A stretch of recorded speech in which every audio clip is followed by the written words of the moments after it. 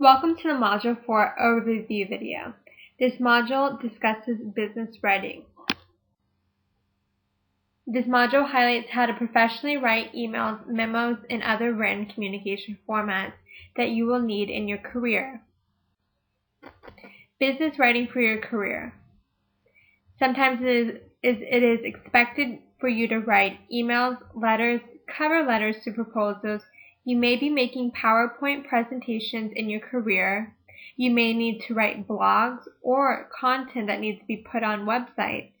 You may need to create reports for either your manager or for your client, employee reviews, marketing materials, and white papers. If you do not currently write well, it may take you longer to write.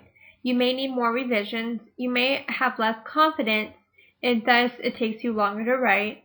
People who read your writing may perceive you as less knowledgeable in the area because they may not actually understand what you're trying to write. So it is important to improve on your writing skills if you currently do not write well. Here is some writing advice. Be direct when writing. Don't be too personal. Communicate what is necessary. Don't use slang. Use proper English. Avoid using the passive voice. Be polite and appreciative when writing emails. Don't express any anger because the anger may be perceived wrongly. You can use humor but not too much because the reader may not understand the humor. Be specific and be concise.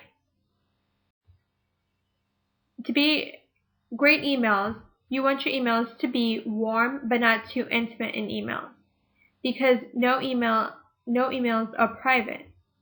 Pay attention to who you choose to receive your emails.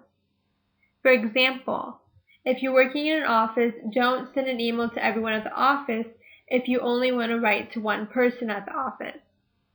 Avoid long emails because no reader wants to read pages and pages of an email.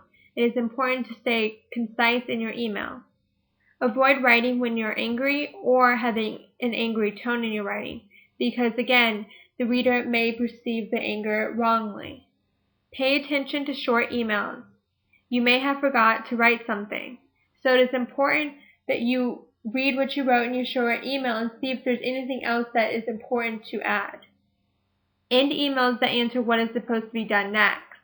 For example, if you want someone to reply back for a confirmation, write in your email, please respond back for a confirmation that I know you received this email. End your email with a professional sign-off. This is very important. You do not want to have an unprofessional sign-off. Content on the web. Write with the reader in mind. You also want to make sure it's worthwhile for the reader. You also want to proofread for typos and grammatical errors. Keep it lively and upbeat.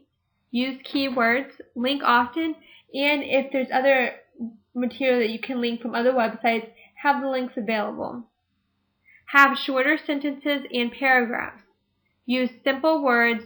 Do not try to use long words because your reader may have a small vocabulary. You also want to have meaningful headlines that match the content that is displayed, so the reader interprets what is going to be represented in the paragraph below the headline. Edit, edit, edit. It is important to edit and revise before you send emails or any other written communication. You want to edit fast and efficiently, but make sure your editing skills are up to par. You don't want to have a typo or grammatical error in any of your written communication.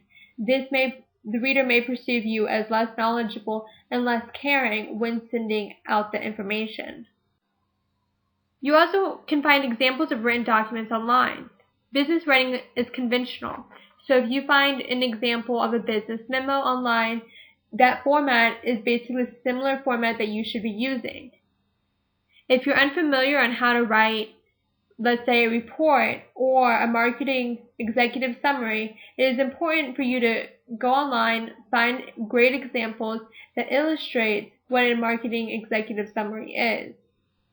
You want to use all your resources. You can also contact other people in the field that know, and they can also proofread your writing to make sure that you have written correctly in that kind of format.